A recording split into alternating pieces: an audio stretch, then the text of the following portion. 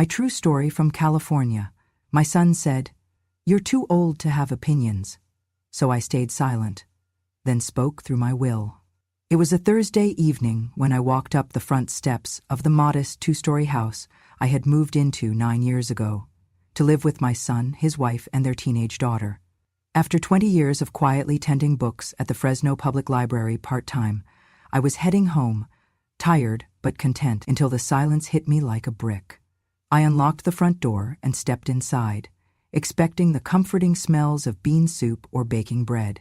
Instead, there was nothing but stillness and the faint echo of my own footsteps. I called out, "Hello? I'm back from work." But there was no response. I carried my modest canvas bag, library badge, glasses case, knitting project, past the living room into the dim hallway. What I saw stopped me cold. My bedroom, my safe harbor for years, had been dismantled. The bed frame was gone, the mattress missing, and in its place was a stack of plastic bins and cardboard boxes filled with clothes, blankets, and pillows, all haphazardly shoved in front of the door marked storage. My pillow lay on top, crumpled. I pressed my hand to the door and felt the coarse cardboard against my fingers. That's when Laura stepped out. She looked me up and down, her expression flat, as if I were an inconvenience accidentally misplaced. "Oh, Grandma," she said, voice smooth and detached, brushing a strand of chestnut hair behind her ear. "We need extra room for Faith to film her TikTok videos. Those damn backdrops, cameras, lighting, so much gear. We thought it would be more convenient if you slept in the storage room. Temporary, of course." I rested my hands on my hips. My voice shook, but I held it steady. "You did not even ask me. You moved all my things without asking." My eyes flicked over the cardboard tomb of my belongings. Matt appeared behind her, loitering with his hands shoved deep into the pockets of his jeans. He glanced at the mess, at me, but refused to meet my gaze. "Mom," he said, clearing his throat so quietly I nearly missed it. "You're too old to have opinions." "We thought this arrangement made sense." I took a step forward, heart pounding. "You thought it made sense?" My voice cracked, but I pressed on. "You did not discuss this with me. You just did it like I am not even here." My 13-year-old granddaughter, Faith, stepped into view, her phone hanging from one hand. She was curling a strand of hair around a blow-dryer while talking to a friend. Snorting, she rolled her eyes. "Grandma, stop being so dramatic. It is not like you will be here forever." Her tone landed against me like an unexpected slap, colder even than the silent house. I swallowed, fighting the urge to tremble. "You have no right to speak to me like that." My voice came out more fragile than I felt. I could hardly believe these were the same voices that once called me Mama, Mom, Granny in gentle tones. Laura nodded as though this were a routine transaction. "We just need the space. Faith's account is blowing up. She has opportunities coming. You understand, right?" She smiled at her daughter, oblivious to what that meant. My life erased to accommodate their priorities.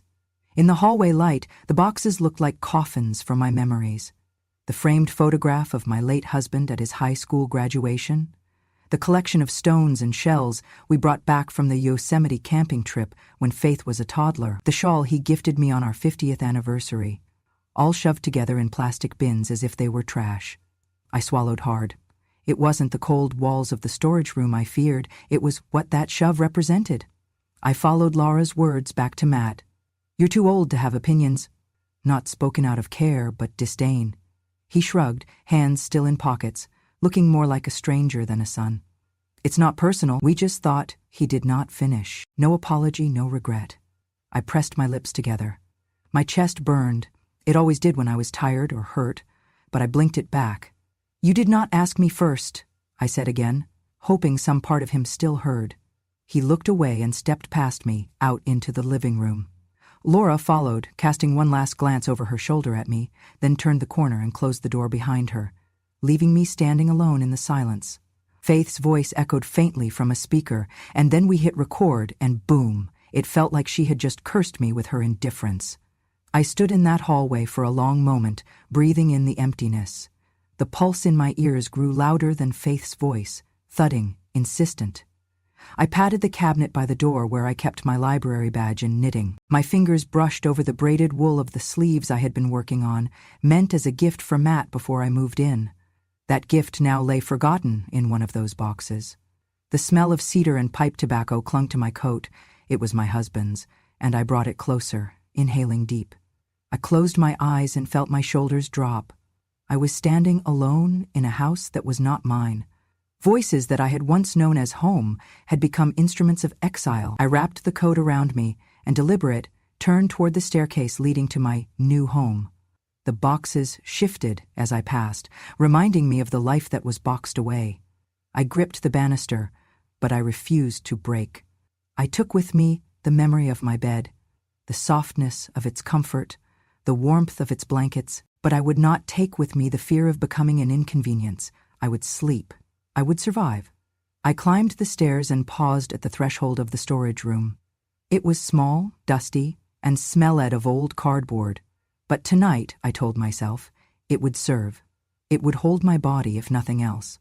I slid the boxes to one side, cleared a space on the plywood floor, and laid down. From somewhere above, I heard Faith's laughter. It echoed through the house. Taking a slow breath, I whispered aloud, "I am still here." And tonight, that was enough. It was years ago when my world shrank suddenly and painfully to a single apartment halfway across the country from where my life had once been full of morning light and easy conversation. After my husband Robert passed from lung cancer at 65, I felt that ache like an eclipse, everything dimming in its place. Suddenly I was alone with Matt, who was in his final year of college, and the quiet that filled our home was thick and unfamiliar. I had spent decades sewing, cooking, working part-time, but loss taught me how to feel the echo of every empty space. Each evening I would fix Matt dinner, perhaps a pot roast or my chicken and rice casserole, and wait behind the kitchen door until he finished. He would smile and say, "Thanks, Mom," and I would nod, knowing tomorrow I would do the same. But the next morning I would wake early and sit at the table with a slice of toast, not to fuel my body, but to hold a moment of calm before everything else began. We sold the mid-century house down the street, the one where I had baked pies, where Robert showed me how to plant geraniums in front of the porch, and with the proceeds, Matt and I bought a smaller home in suburban California. I thought we were starting fresh, closer to his new teaching job, closer to the ocean he had loved visiting as a child. I chose California because I imagined a life where my grandson would build sandcastles while I sat in the ocean breeze, my worn knitting at my feet, and I would feel useful again. I packed each bowl, each pot, each framed photograph of us cooking Thanksgiving together. I packed the chewed-up sweatshirt Matt wore in high school, the one he bluntly told me he did not want because it smelled like old wool, but which I kept anyway. I sold our old family home, my mother's home, because I thought being near family again meant we would be a team, a unit. At first, that is what happened. Matt would call me Mom. The word felt like a warm blanket, a small rescue. Laura, his wife, would greet me with a small smile at our first week, calling me Mom, introducing me to neighbors as my mother. We ate sometimes on Sundays, and I brought dessert, often a lemon cake or chocolate chip cookies, while Laura would fuss around her phone, planning a yoga class or ordering delivery. I sold pies for extra pocket money, and at holidays the table nearly groaned under the dishes, the laughter, the glow of candles. But within months, something shifted. Mom changed. I found myself called Ellen by both of them. It was like they pressed their palms against my voice, muffling who I had been. It happened gradually. They left out the title accidentally or with casual indifference, but once it fell away, the walls of that title stared back at me. I was just Mom, not Mom. My name stripped of soft echoes, ending with an N cold as reading on paper. Mom, can you pass the butter? Became, Ellen, the butter, please. It was subtle, but it left me feeling foreign in a place I had once made home. I remember the first time it really hurt. It was late afternoon. The golden California sun streamed through the bay window. I had woken early and skipped breakfast so I could go shopping. I had learned ballet slippers were dearer than I expected, and I wanted to surprise my granddaughter. She had told me that ballet class made her feel graceful, alive, and so I canceled my toast, forced down a glass of orange juice, and left with my purse, buying the pink satin ballet flats, smallest in the store. I wrapped them in tissue paper with a small ribbon and set them on the kitchen table that evening. When Laura and Faith came home, I watched as Faith caught sight of the box. With a burst of excitement, she tore it open, danced a little pirouette in the kitchen, her face lit up like she was chasing sunlight. "These are perfect," she said, hugging me with arms that once clung to my leg when she learned to walk. I smiled, my heart full, thinking this was why I had come. This was what I had bought my morning fast for. 2 nights later, I was washing dishes when the kettle boiled. In the quiet, Faith walked from the living room, her socks whispering on the floor. She glanced at me, rolled her eyes, and muttered, "Grandma, you spilled again." She pointed to a small ring of water around a saucer on the counter. My hands froze on the sudsy plate. I looked at the ballet slippers lined up tidily by the stove. They looked abandoned, perfect but forgotten. She was right. I spilled again. It was careless. But that moment I felt a cold twist. I had given up my breakfast, wrapped my chest with worry and hope, and now she mocked me for a drop of water. I did not answer. I dried my hands on a towel and walked out of the kitchen, down the hallway to my room, ignoring the lump in my throat. That night, in the hush of my small room, I opened my worn leather diary, the one I began after Robert passed, when each day felt like a question I could not answer out loud. I wrote about that water spot, about the pink slippers, about Faith's eyes that had danced for a moment, then cooled like dew before dawn.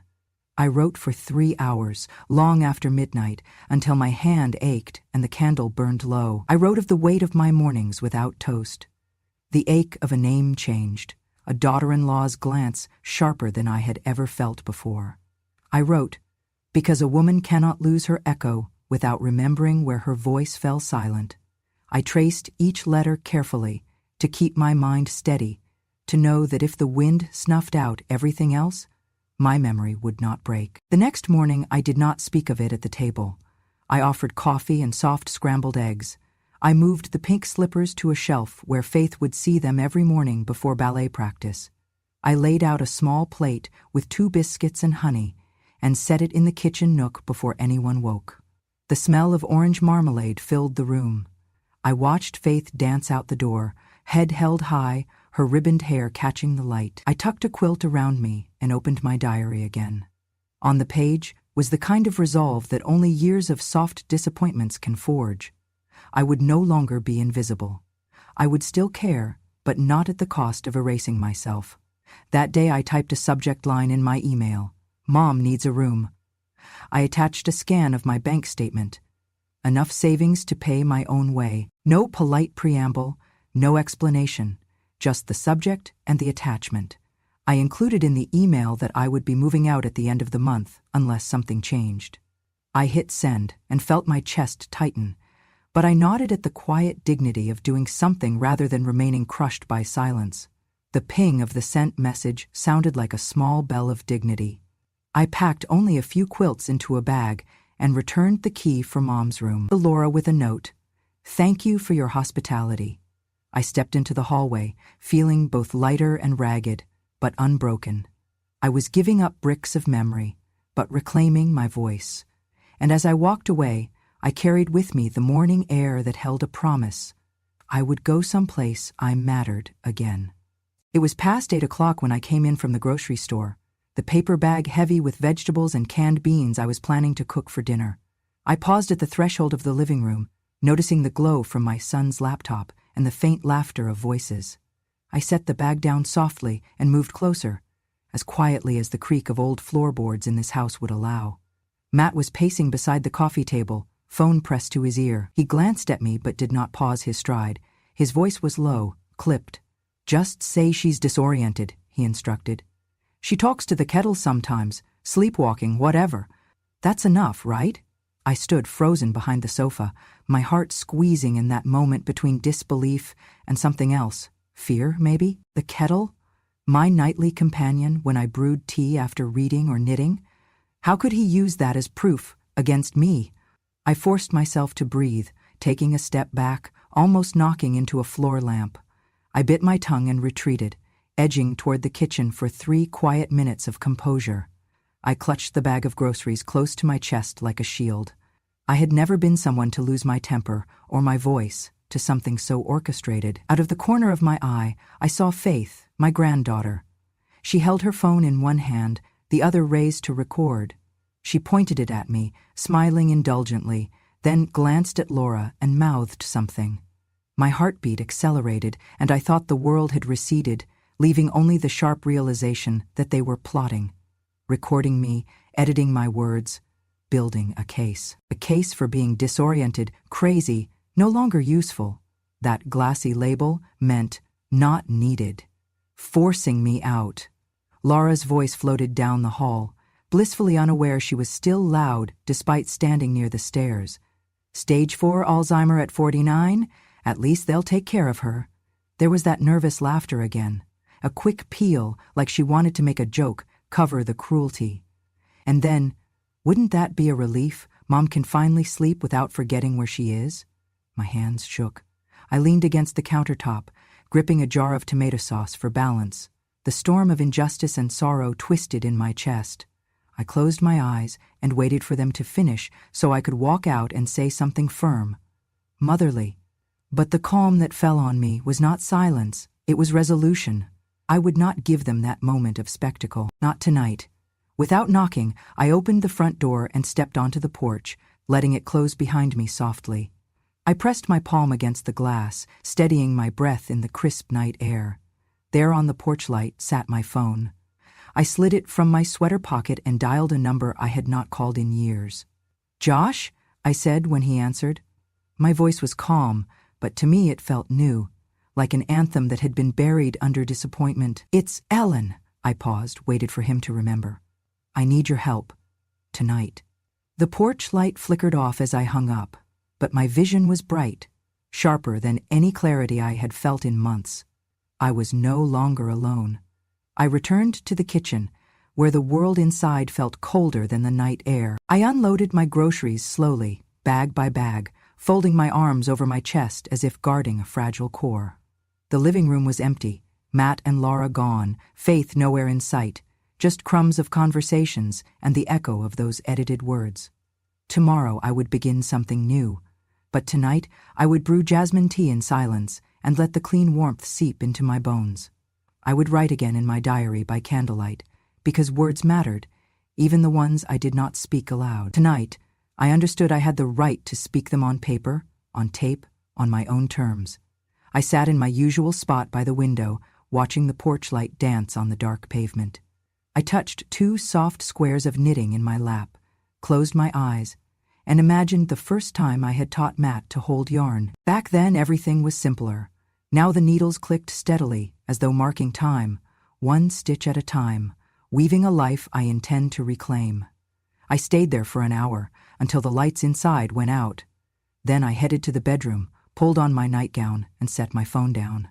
I repositioned the small recording device Josh had sent me under the nightstand, no bigger than a quarter, no louder than a breath. If they wanted proof that I was no longer who I had once been in their eyes, I would give them the proof they deserved. But first, I would give myself the story I needed to remember who I still was. Before I went to sleep, I opened my diary and wrote just one line: "I am still here." Then, I closed the book, not because I was done writing, but because that sentence felt enough for tonight. In the darkness, I heard the echo of the kettle's hum in my kitchen, the warm steam I shared with my husband long ago, and though it no longer defined me as useful or needed, it reminded me. I was more than their judgment. I was still whole. Tomorrow would be harder. Tonight I would stay silent, but not powerless. It was 2 evenings later, when Josh appeared at my door, framed by the soft glow of our porch light. The years had left him a little grayer, his hair still combed back, his suit still tidy, but there was something about the set of his shoulders, a quiet confidence that filled the porch. I stepped aside wordlessly and led him to the kitchen table where a single teapot sat, warming under the lamp. Without a word, he reached into his briefcase and pulled out a small object, no larger than a quarter, with a delicate clip on the side. "This," he said quietly, "will do more than your voice can tonight."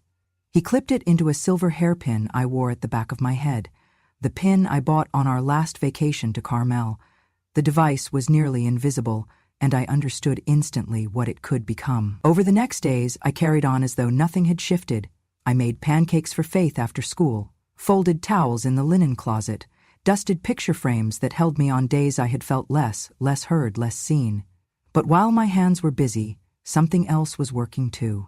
A record of ugly truths no one would want filmed. Laura's voice, high and breezy, when she walked in unexpectedly one afternoon and sneered, "She's like a discarded balloon, just a useless womb that outlived its purpose." And my breath caught in my throat, though I kept folding towels. Another evening, Matt dropped his voice too. "She's like mold in the house, stale, stuck." His hands clenched at his hips, his gaze brittle, but he didn't suspect that every word bounced straight into my purse when I walked away. It was surreal, hearing them speak of me as though I were not there, as though I could vanish without a trace. My granddaughter Faith was the cruelest sometimes.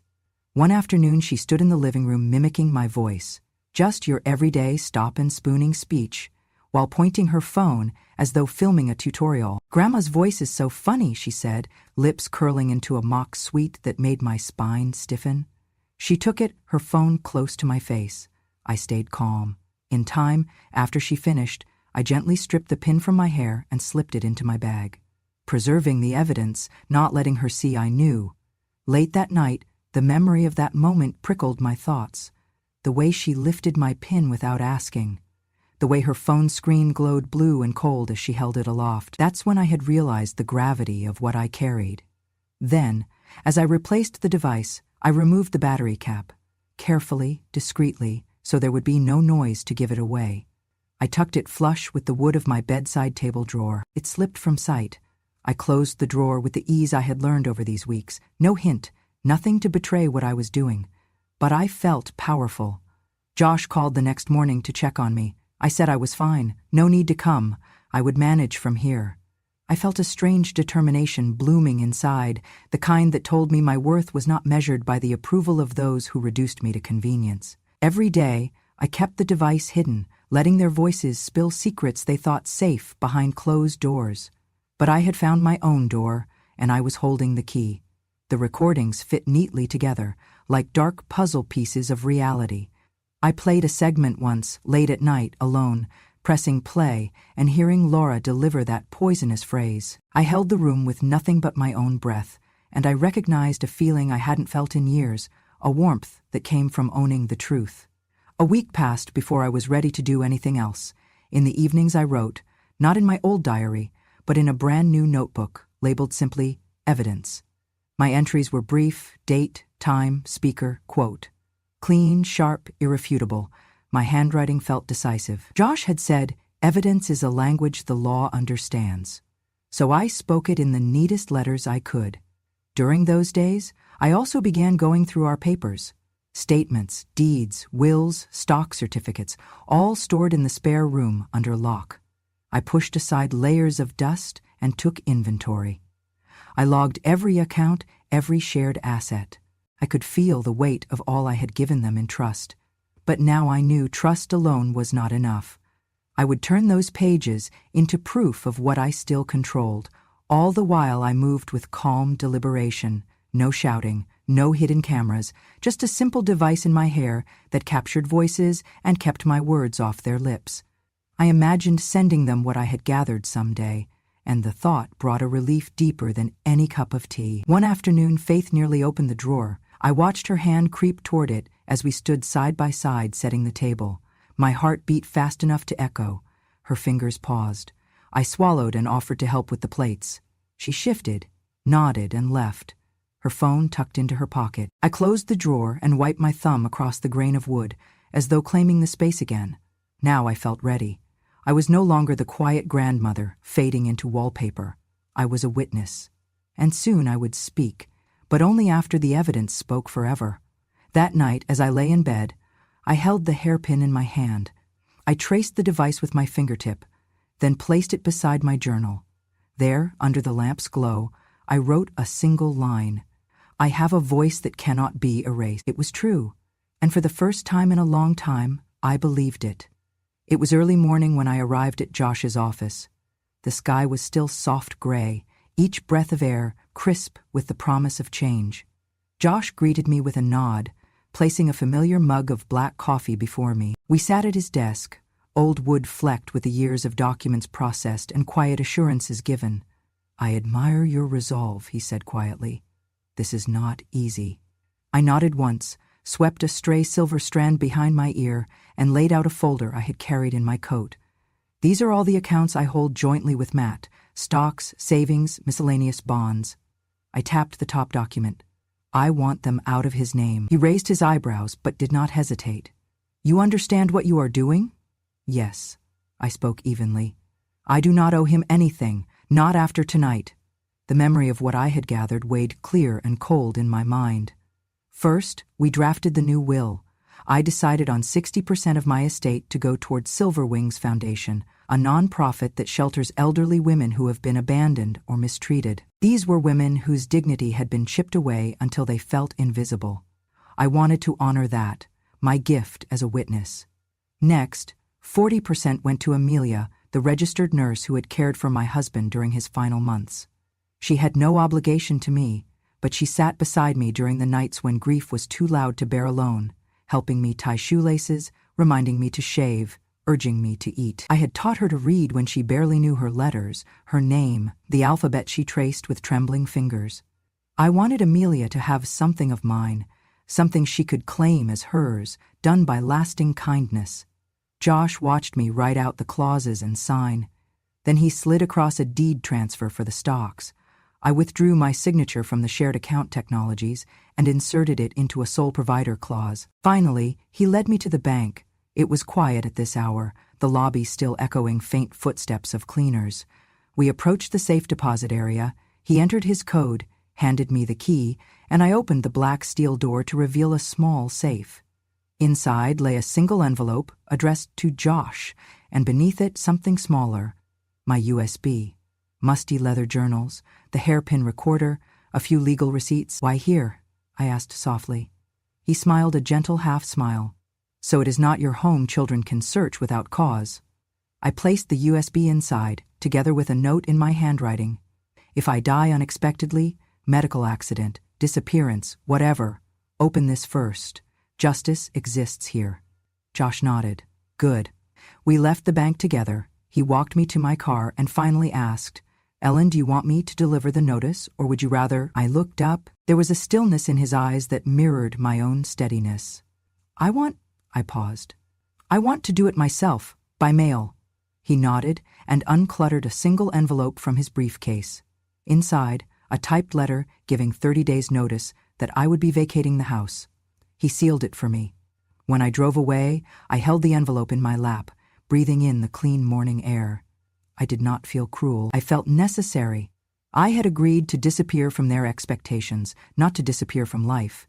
That evening I baked an apple pie for the final time in that kitchen. The crust was flaky and golden. I sliced one piece, the crunch edged perfect, just as Matt used to like it.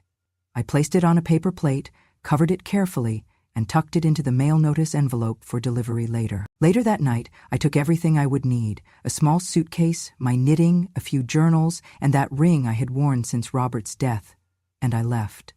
The house was quiet, the lights off. I did a final walk-through, touching the living room table where Laura once mocked me, lingering by the window overlooking the garden I had planted. When I closed the door behind me, I did not turn around. I drove into the dusk and watched the sky swell with violet light.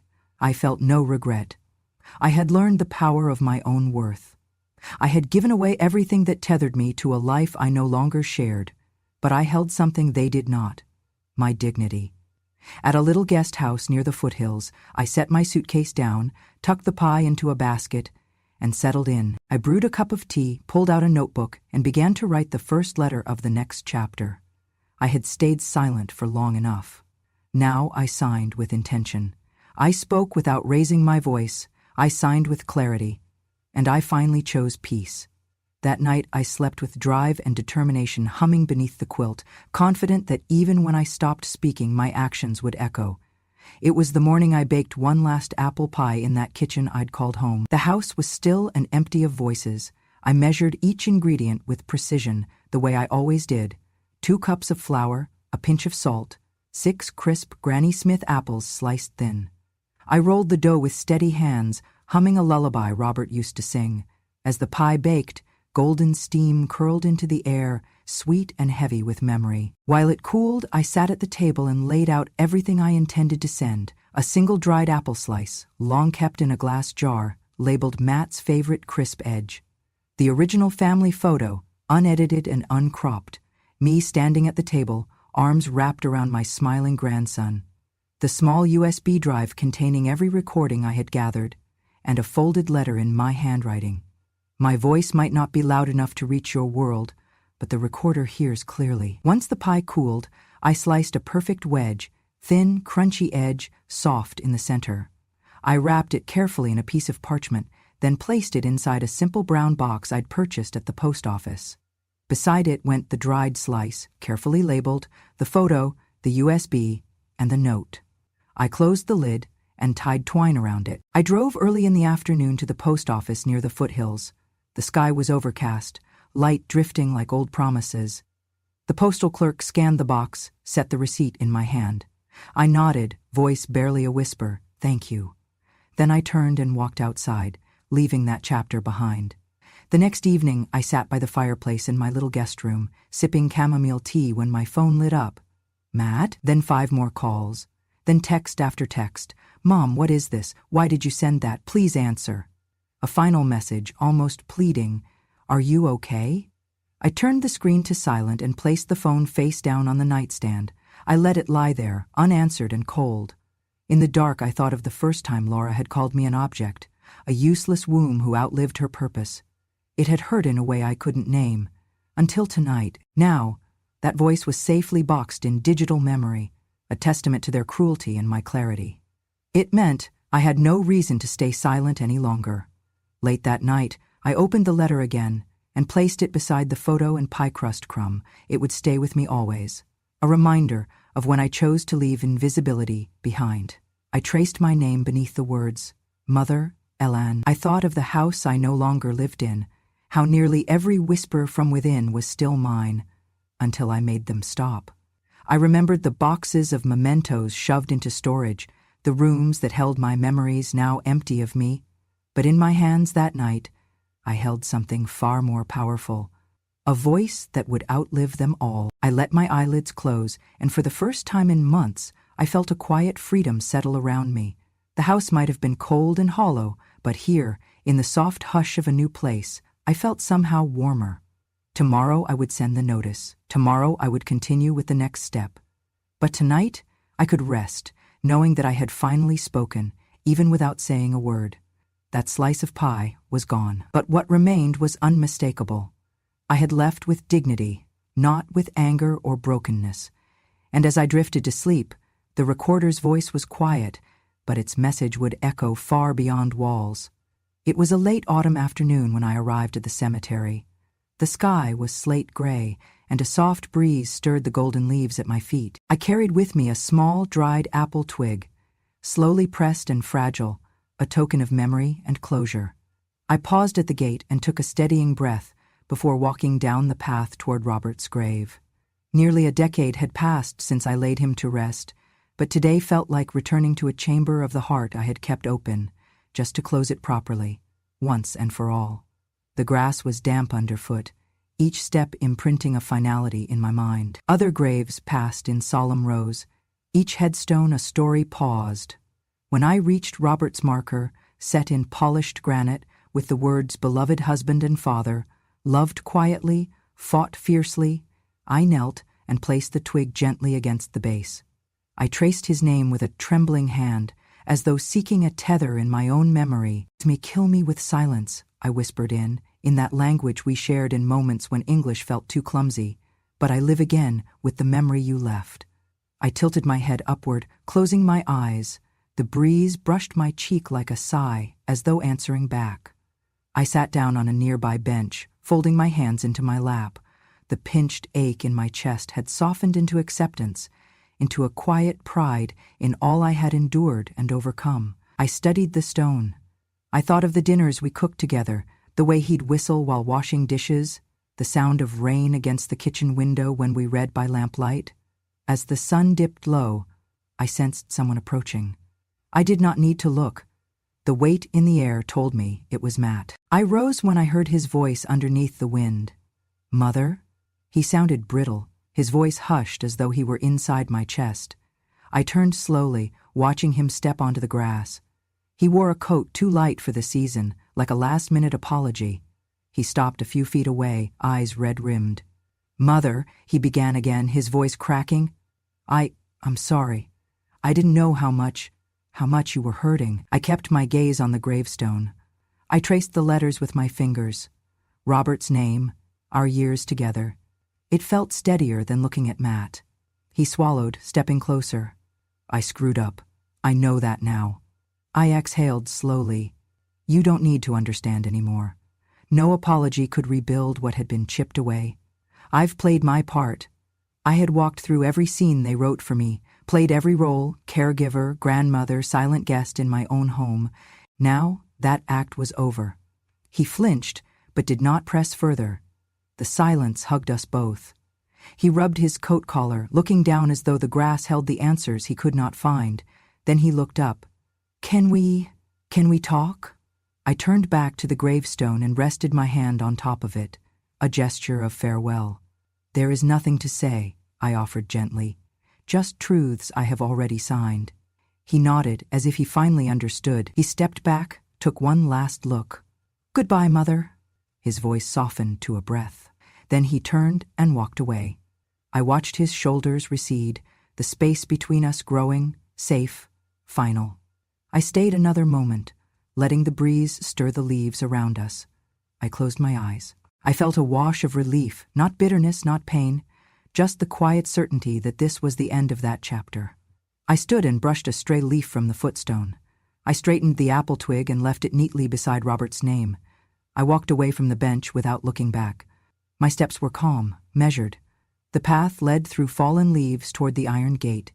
The town lay beyond it, a world I once sacrificed for, now steadily reclaimed for myself. I reached the parking lot. My shoulders felt lighter, the air fresher.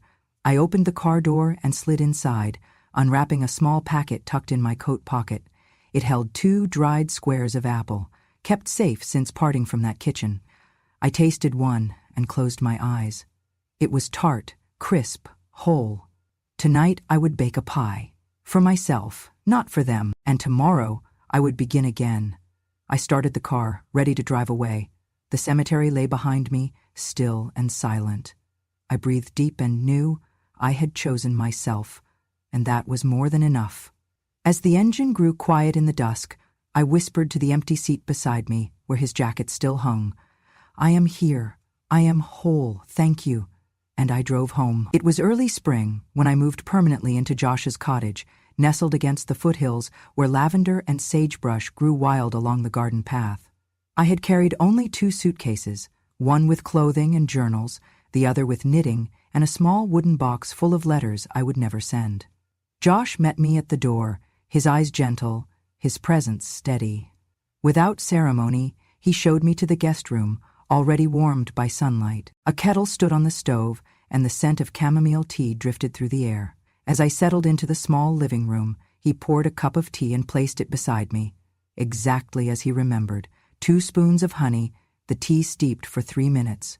He did not ask if I wanted milk or sugar. He simply knew. I sipped it slowly, letting the warmth seep into my bones. No words were needed. Each evening, we shared the same sacred routine. After supper, we carried our cups into the sitting room, where 2 leather armchairs faced a low table. Side by side, we settled in, each with a book. Me, one of my old biographies of Eleanor Roosevelt. Him, a dusty volume of wartime poetry. Sometimes I read aloud when Josh paused, a line of verse binding us across generations. When I stopped speaking, he nodded, reflecting in his quiet way that he understood. No declarations, no pity. Just the comfort of presence, and I realized how rare that was. A friendship unburdened by obligation, rooted in memory and mutual respect. When I placed my teacup back on its saucer, I felt no need to explain how I had come to be here. Everything that needed saying was already understood.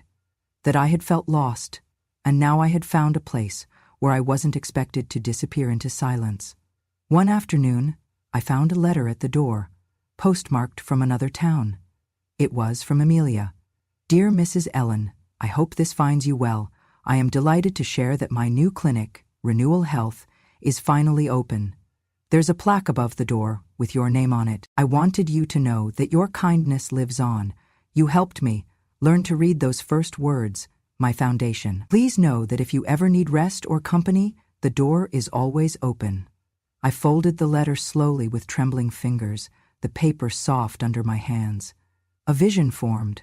That small clinic, the name Ellen Hudson engraved above a door where people might walk in, expecting care and finding kindness. That name carried not price or possessions, but purpose. I felt, for the first time, that I had not traveled so far only to disappear. Josh noticed my silence. He set aside his book and looked at me with gentle curiosity. I held up the letter between us. He read it, eyes brightening. You gave her more than lessons, he said softly. You gave her confidence. I nodded, swallowing the lump in my throat. I think maybe I helped a life bloom even after mine felt like it was closing. He reached out and rested his hand briefly over mine, a gesture warmer than words. In the days that followed, I found myself writing again, this time not to collect evidence or build wills, but to speak from a place of resolved power. I wrote a letter meant for no one, to be kept in my chest of journals. My children no longer need to hear my voice, but many others will. Through her I live, through acts, not expectations. I did not seek to be remembered, I only sought to remember. I wrote it in the mornings, whenever the sunlight reached my desk, warm and patient. When I paused, I looked out the window toward the mountains, blue and vast, their peaks unmoved by any human story. I felt the distance between what I had lost and what I had built, and it felt enough. One evening, after supper, I placed an envelope on the windowsill. On it, in my shaky handwriting, I do not need anyone to remember me. I just need me not to forget. Josh glanced at it before closing the curtains. He didn't speak. He didn't have to. That night, I brewed chamomile for two and set it on the table. When Josh returned with our tea, I closed my book and let my eyes rest on him, on the soft lamplight, on the veil of quiet contentment that now filled the room. I had left behind a life that squeezed me into invisibility. Here, I had found a life that valued silence as much as speech, stillness as much as sound. I realized then, I no longer measured worth by the volume of voices around me, but by the steady heartbeat of my own purpose. The next morning, sunlight crept through the curtains in long, pale beams. I woke early, feeling the kind of spacious peace I had not felt in years. I sat in the armchair, closed my eyes, and remembered how to dwell inside my own breath, to rest without guilt, to exist without apology. And in that light, I understood that the loudest stories are not always shouted. Sometimes they are written in quiet chapters, woven softly into hospital hallways, library stacks, and friendship that comes without pretense. It was a life I had rethreaded, not for applause, not for recognition, but for the steady, unassuming triumph of a voice that refused to be erased. I leaned back and whispered into the dawn, I am here, I remember. If this story touched your heart, if it reminded you of someone quiet who once gave everything and asked for nothing, then I invite you to stay with us. On Grandma True Stories, we tell the truth, the kind that sits deep in the soul and never quite fades. Stories from women who were told they were too old, too quiet, too dramatic, until they remembered who they really were. So if you believe that silence holds power and memory holds justice, then please subscribe. Hit that bell so you never miss a whisper that matters. Because here, when a grandma speaks, the world finally listens.